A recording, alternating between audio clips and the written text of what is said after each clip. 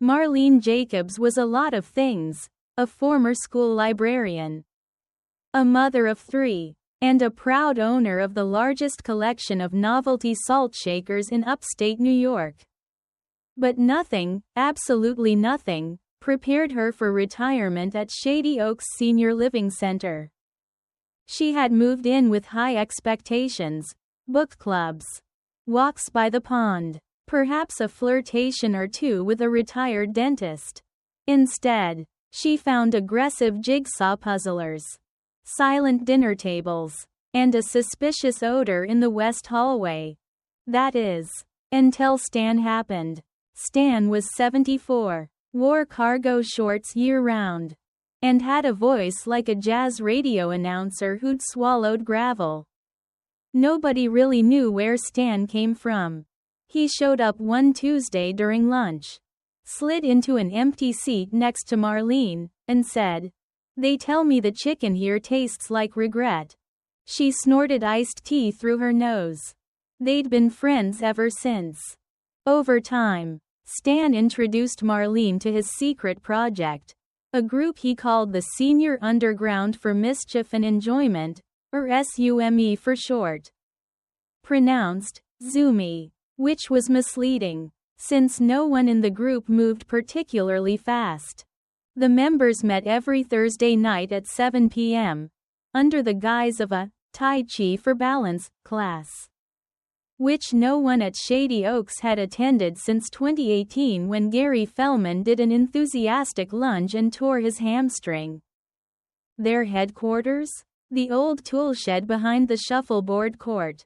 The group included Stan, the founder and self-appointed president; Ethel, who once picketed a Walgreens because they stopped carrying her favorite lotion; Roy, a former weatherman who always smelled faintly of licorice; and now, Marlene, whose rebellious streak had been buried under decades of Dewey Decimal System orderliness but was now fully alive and caffeinated. Tonight, Stan announced at one meeting, "We launch Operation Friday Night Freedom." Marlene raised an eyebrow. "Sounds dramatic." Stan leaned in, whispering like a spy in a B-grade thriller.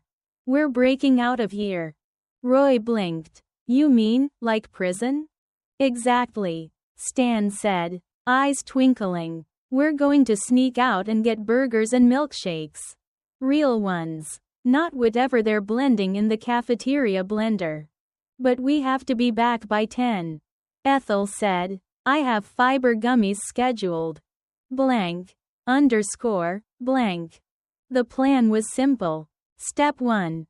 Reprogram the security code on the east exit using Roy's inside connections. Roy once dated the daughter of the guy who installed the keypad back in '09.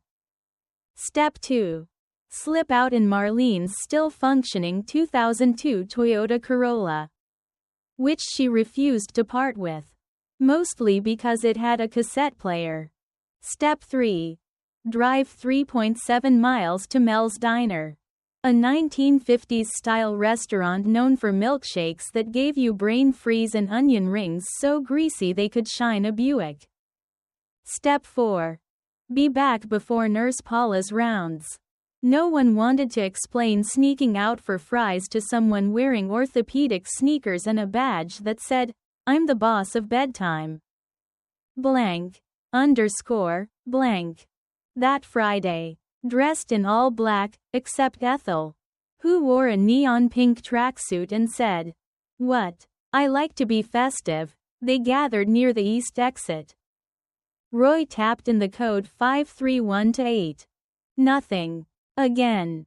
Still nothing. Stan frowned. "Roy, are you sure?" Roy shrugged. "It worked last week when I tested it."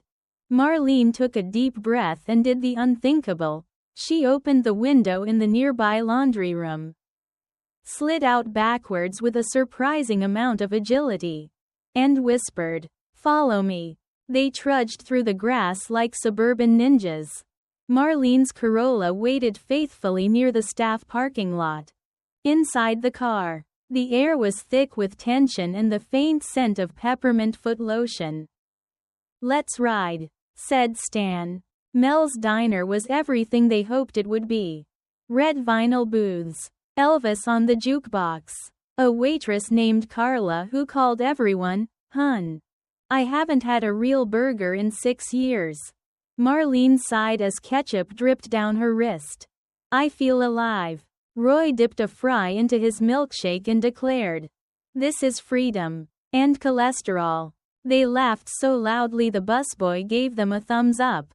As they were halfway through dessert, Carla came back to the table, holding a phone. "Excuse me, hun, is one of y'all named Stan?" Stan froze. "Depends who's asking.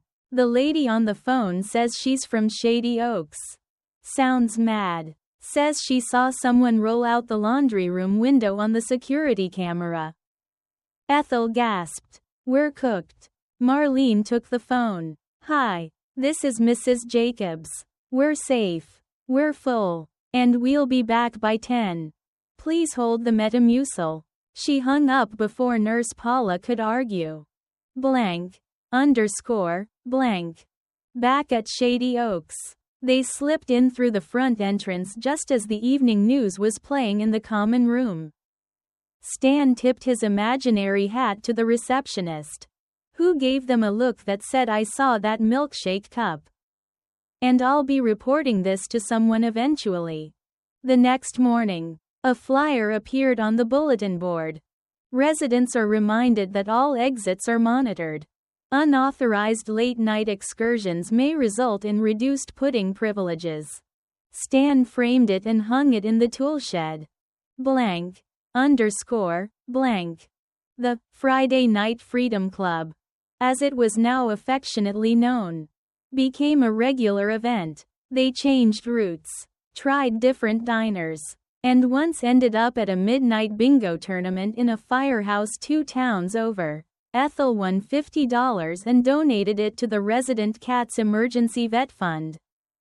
Other residents began to notice the glow on their faces, the extra spring in their orthopedic steps. People who hadn't smiled in months started asking questions. One by one, others joined. Jerry from room 212, who hadn't spoken since his hip surgery, turned out to be a root beer float enthusiast. Myrtle, who used to scold people for chewing too loudly, now led sing-alongs during car rides. Marlene started journaling about the outings and sharing stories at the morning coffee group. One day, she looked up from her notebook and said, "You know, maybe retirement isn't about slowing down. Maybe it's about finally doing the things you didn't have time for." Stan grinned. "Even if it's just milkshakes and Elvis? Especially if it's milkshakes and Elvis." Blank. Underscore. Blank. 6 months later, Shady Oaks had changed. The cafeteria introduced a monthly burger night. The old Tai Chi class was replaced with chair yoga and cheesecake. And on Saturday mornings, the common room buzzed with talk of last night's adventure, usually involving mild indigestion and minor GPS mishaps. Marlene felt happier than she had in years.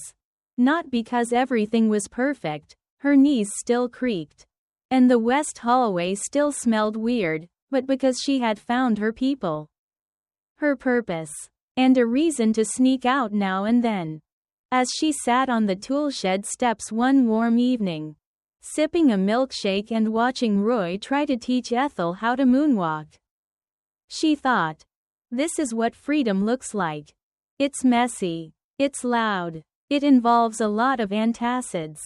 But it's mine." And as Stan popped the trunk of her Corolla and pulled out a box labeled, "Bingo Night Road Trip Supplies," she knew the next chapter was just getting started.